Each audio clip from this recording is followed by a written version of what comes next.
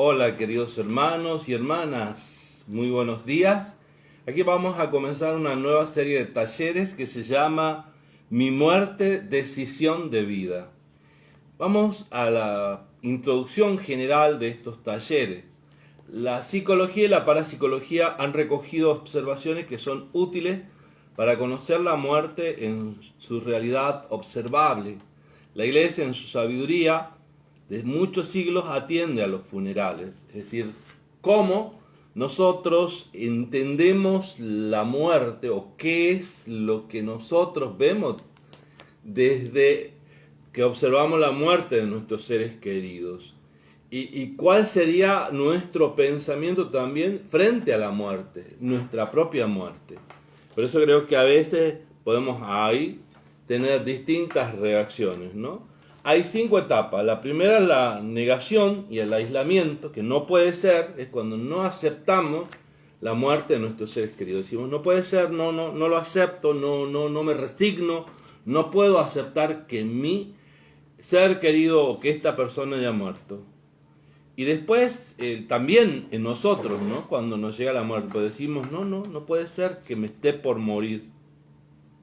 El segundo paso es, ¿por qué a mí? Cuando me llega una enfermedad o tengo algún problema, decimos, ¿por qué a mí? Es decir, ¿qué hice yo para que me suceda esto a mí? Y después comienza otra etapa que es el regateo, la esperanza. Señor, espero un milagro. Voy a cambiar mi vida, pero espero un milagro. Es como que empiezo a regatear por mi salud para que el Señor cambie esa realidad. El cuarto paso es la depresión. No hay esperanza, no hay salida, y comienzo como a hundirme en esa realidad. Y el quinto paso es la resignación y la paz, lo que Dios quiera. Es decir, empecemos a trabajar todo esto porque es todo un desafío de cómo afrontar nuestra muerte y de cómo afrontar la muerte de nuestros seres queridos. Nosotros en pocas semanas tendremos el Día de los Difuntos.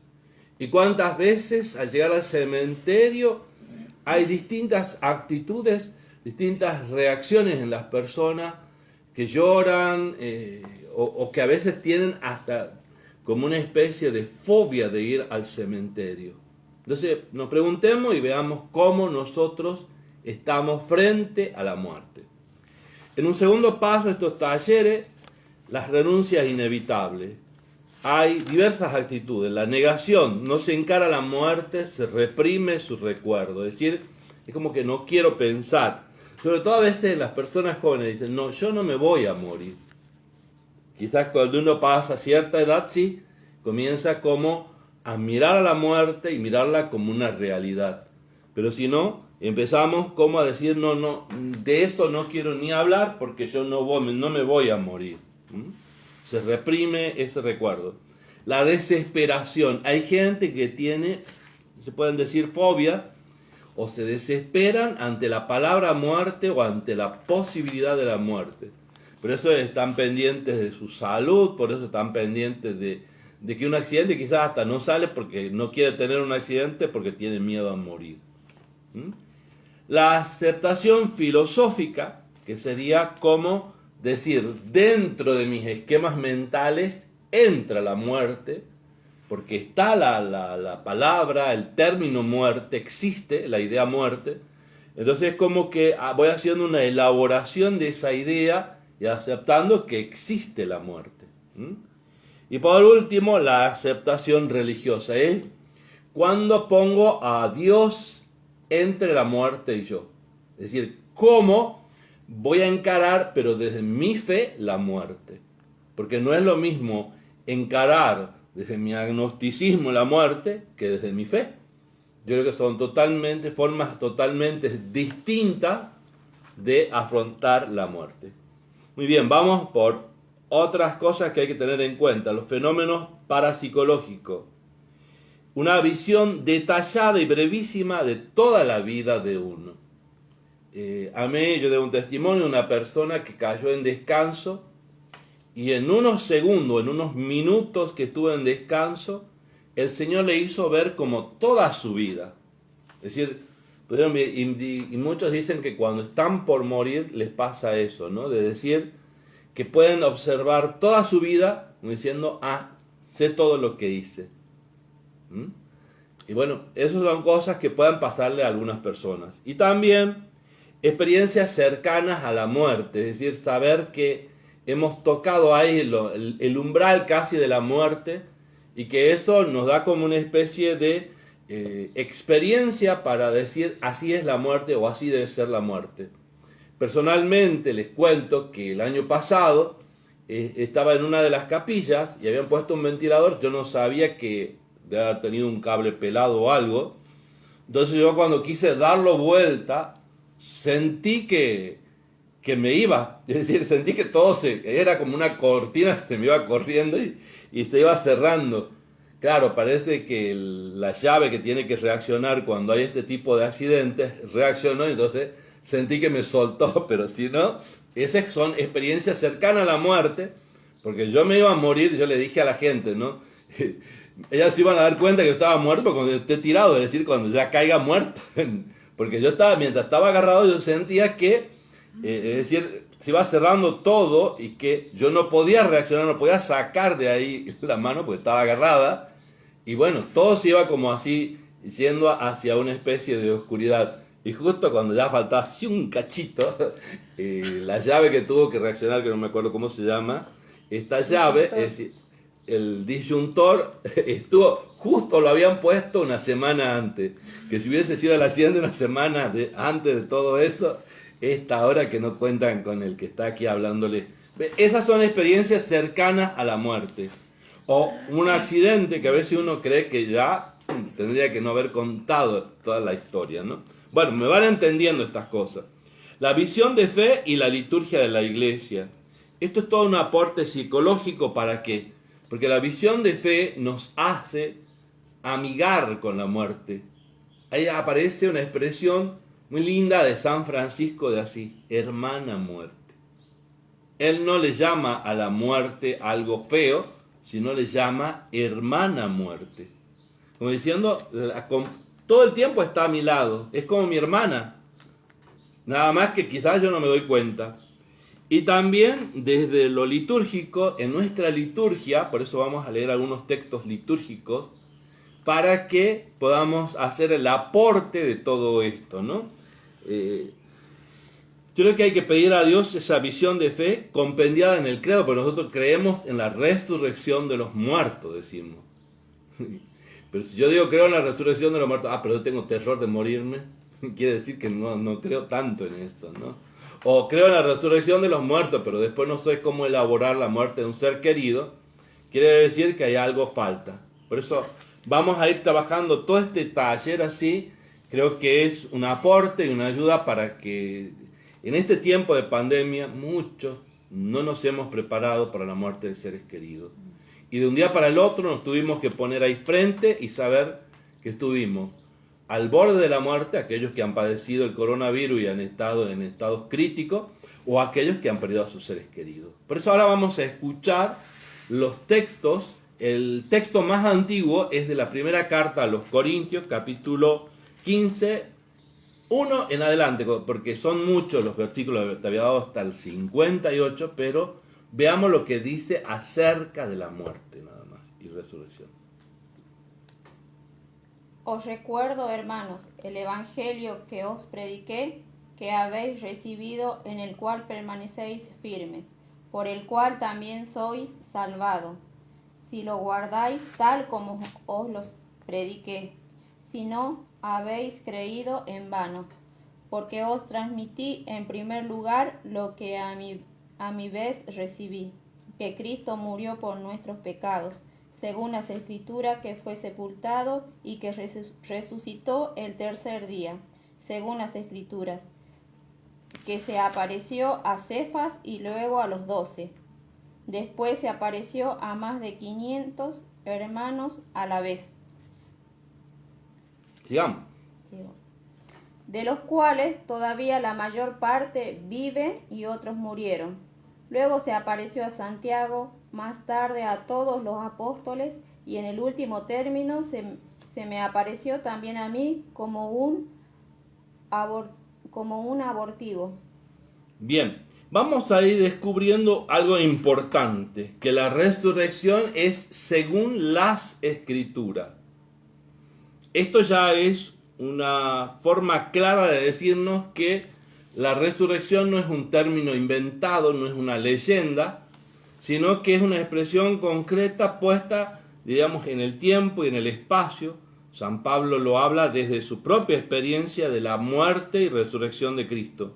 Porque, a ver, nos ubiquemos. Pablo es apóstol, pero no es de los que estuvo con Jesús. Es decir, que en ningún momento él pudo tener experiencia de la vida, diríamos, de los 3 años de vida pública de Jesús. No tuvo experiencia de eso. La experiencia de él es justamente la experiencia que podemos tener nosotros. Es decir, de algo que se le ha dicho, de algo que está viviendo. Entonces yo creo que hoy, más que nunca, le pidamos eso al Señor.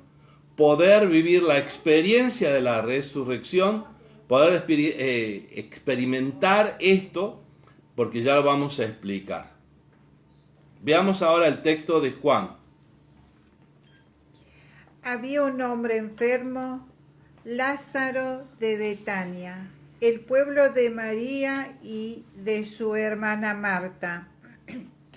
María era la misma que derramó perfume sobre el Señor y le secó los pies con sus cabellos. Su hermano Lázaro era el que estaba enfermo. Las hermanas enviaron a decir a Jesús: tú amas, está enfermo. Al oír esto, Jesús dijo: esta enfermedad no es mortal, es para gloria de Dios, para que el Hijo de Dios sea glorificado por ella. Jesús quería mucho a Marta y a su hermana y a Lázaro. Sin embargo, cuando oyó que éste se encontraba enfermo, se quedó 2 días más en el lugar donde estaba. Después dijo a sus discípulos: volvamos a Judea. Los discípulos le dijeron: Maestro, hace poco los judíos querían apedrearte, ¿y quieres volver allá? Jesús les respondió: ¿acaso no son 12 las horas del día? El que camina de día no tropieza, porque ve la luz de este mundo. En cambio, el que camina de noche tropieza, porque la luz no está en él. Después agregó: nuestro amigo Lázaro duerme, pero no voy a despertarlo. Sus discípulos le dijeron: Señor, si duerme, ¿se curará?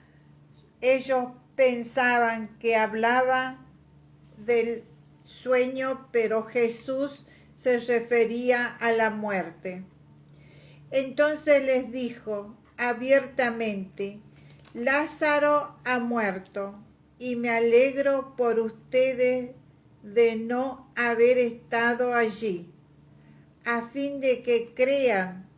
Vayamos a verlo. Tomás, llamado el mellizo, dijo a los otros discípulos: vayamos también nosotros a morir con él. Muy bien, este texto es más moderno, diríamos más de una menor antigüedad que el de Corintios, pero acá nos habla de una realidad concreta, sobre todo porque uno es como que entra en una especie de decir, ¿por qué si él sabía que estaba enfermo para morirte, no fue a verlo? ¿Por qué esperó que muriera y llega 3 días después que haya muerto? Era el 4.º día. Entonces yo creo que acá nos va enseñando varios mensajes. En primer lugar, es una catequesis sobre la muerte. ¿Qué es la muerte? Y la muerte de un ser humano es justamente que tu cuerpo deje de funcionar. Porque acá lo que él sabe es que es una enfermedad, pero dice, esta enfermedad no es de muerte. Porque la muerte, es decir, acá, si se quiere, ha sido vencida. Pero ya vamos a ver qué pasa. Porque acá distingue la palabra resurrección de revivir. Resucitar de revivir. Porque Lázaro revivió, porque después volvió a morir. Por eso dice, esta enfermedad no es de muerte. Porque él era como una enfermedad de muerte. Hay enfermedades que se parecen a la muerte, que hay que tener cuidado. Por eso es que se piden, ahora no sé cómo se hará eso, es decir, antes se pedía por lo menos 24 horas del velatorio, para ver de que por una enfermedad que se puede padecer uno, tiene todos los órganos que están en cero, diríamos que no están funcionando, hay una muerte, y sin embargo, después al poco tiempo, esa persona, después de 24 horas, a veces reacciona, porque a veces aparentemente ha sido una muerte súbdita y no pasó nada para que se muriera, no había ninguna enfermedad. Entonces hay que tener cuidado de todo esto. La catalepsia se llama esta enfermedad, que puede hacer que la persona parezca muerta, pero después reviven. Hay incluso un hombre de la iglesia, Tomás de Kempis, que todos aseguraron que había muerto en olor de santidad y todo esto, y cuando tuvieron que sacar el cuerpo de la tumba para comenzar ya todo lo que eran los actos de veneración, se dieron cuenta que el ataúd estaba rasguñado porque él había revivido. Por eso hay que tener en cuenta todo esto. Por eso es que frente a esas enfermedades se pide que sea 24 horas por lo menos el velatorio, para que veamos si el cuerpo si no ha muerto de una enfermedad concreta, que puede ser un cáncer terminal o alguna enfermedad como un paro cardíaco. Es decir, hay que esperar para ver. Entonces yo creo que con esto nos ayudamos. ¿Qué quiere decir acá? Que Jesús hace una catequesis sobre la muerte, porque después le dice, las hermanas lo primero que hacen es como enrostrarle que no estuvo con ellas. Le dicen, si hubieras estado aquí mi hermano no habría muerto, le dicen. Él apenas llega ahí a Betania. Ni siquiera le dicen buen día, le dicen, si hubieras estado aquí mi hermano no habría muerto, dice Marta cuando sale primero. Y después sale María y le dice lo mismo. Entonces uno dice, a ver, ¿qué quiere enseñarnos? Primero, Él está ante esas situaciones cuando perdemos a nuestros seres queridos.